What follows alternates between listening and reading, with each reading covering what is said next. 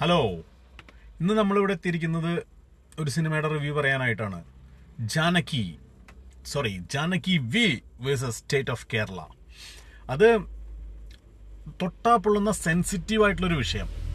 അത് എടുത്തിട്ട് അത് നല്ല രീതിയിൽ എടുത്തു വെച്ചിട്ടുണ്ട്. ഒരു ആവറേജ് രീതിയിൽ വൺ ടൈം വാച്ചബിൾ ആയിട്ട് കണ്ടിരിക്കാവുന്ന ഒരു മൂവിയാണ് Janaki V versus state of Kerala. മൂവിയെ താങ്ങി നിർത്തുന്നത് സുരേഷ് ഗോപി ആൻഡ് അനുപമ പരമേശ്വരനാണ്. രണ്ടുപേരുടെയും സ്റ്റണ്ണിങ് പെർഫോമൻസ് ആണ്. സുരേഷ് ഗോപിയുടെ സ്ക്രീൻ പ്രസൻസും ഓറയൊക്കെ വേറെ ലെവലാണ്. പിന്നെ നമ്മുടെ സംസ്ഥാനത്ത് സർക്കാരുകൾ എത്രയൊക്കെ മാറി വന്നാലും എന്തൊക്കെ നടക്കുന്നു, അതിന് ഒരു മാറ്റം ഉണ്ടാവില്ലെന്നൊക്കെ കാണിച്ചു തരുന്നൊരു മൂവിയാണ് Janaki V versus state of Kerala. പിന്നെ സുരേഷ് ഗോപി തന്റെ ഡേവിഡ്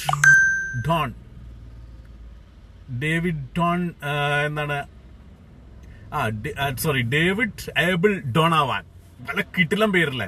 കുറെ നേരം എടുത്തു ആ പേരൊന്ന് പഠിക്കാനായിട്ട്. കാരണം പുള്ളിയുടെ ഹൈറ്റിനും വെയിറ്റിനും ഒക്കെ ചേർന്നൊരു പേരാണ് അഡ്വക്കേറ്റ് ഡേവിഡ് ഏബിൾ ഡോണാവാൻ.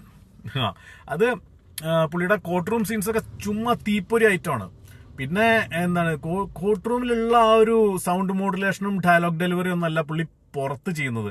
പുറത്ത് ശരിക്കും നമ്മുടെ സഹമന്ത്രി, കേന്ദ്ര സഹമന്ത്രി സുരേഷ് ഗോപി ആയിട്ട് പോലത്തെ ഡയലോഗ് ഡെലിവറിയാണ് പുറത്ത്. എന്താന്ന് വെച്ച് കഴിഞ്ഞാല് മാധ്യമങ്ങളോടൊക്കെ എന്നെ ചൊറിയാൻ നിൽക്കരുത്, ഞാൻ കയറി മാന്തി പൊളിക്കും, മാറി നിൽക്കു കൊച്ചേ, ആളാവാൻ വരരുത് എൻ്റെ അടുത്ത്, ഈ ഒരു സ്റ്റൈലാണ് പുള്ളിയുടേത്. പിന്നെ നമ്മുടെ സർക്കാരിന് ഇതിനൊക്കെ ഇട്ടിട്ട് പുള്ളി പറഞ്ഞിട്ടാണോ അതോ റൈറ്ററുടെ സ്വന്തം നല്ല കൊട്ടു കൊടുക്കുന്ന സീൻസ് ഒക്കെ ഉണ്ട്. ഹെറട്ടച്ചങ്കൻ നമ്പർ 1 ആണത്രേ. അങ്ങനെയുള്ള കുറച്ച് ഡയലോഗ്സ് ഉണ്ട്, എന്നാലും കണ്ടിരിക്കാം. പിന്നെ നല്ല രീതിയിൽ പോയൊരു ഫസ്റ്റ് ഹാഫ്. സെക്കൻഡ് ഹാഫ് ഒരു ബിലോ ആവറേജ് ലെവലിൽ പോയി. അതിന് ക്ലൈമാക്സിലൊരു ഫൈറ്റ് ഉണ്ട്.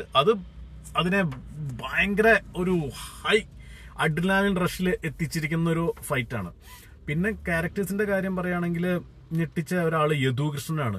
നല്ല രീതിയിൽ ആ ഒരു ക്യാരക്ടർ ഉൾക്കൊണ്ട് പുള്ളി അത് ചെയ്തിട്ടുണ്ട്. SI തോമസ് എന്തോ ഒരു പേര്, പുള്ളി അടിപൊളിയായിട്ട് ചെയ്തിട്ടുണ്ട്. പിന്നെ ബൈജു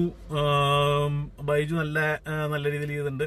ഏറ്റവും പിന്നെ അടിപൊളിയായത് അസ്കർ അലിയാണ്. പുള്ളിയുടെ മുൻകാല സിനിമകളൊക്കെ വെച്ച് നോക്കുമ്പോൾ ഞെട്ടിക്കുന്ന പ്രകടനമാണ് ആസിഫ് അലിയുടെ അനിയനായിട്ടുള്ള അസ്കർ അലി ചെയ്തിരിക്കുന്നത്. ശരിക്കും ആസിഫ് അലിയേക്കാൾ നല്ല രീതിയിൽ സെന്റിമെന്റ്സും ആ ഒരു ഇതും ഒക്കെ കൈകാര്യം ചെയ്തിട്ടുണ്ട്.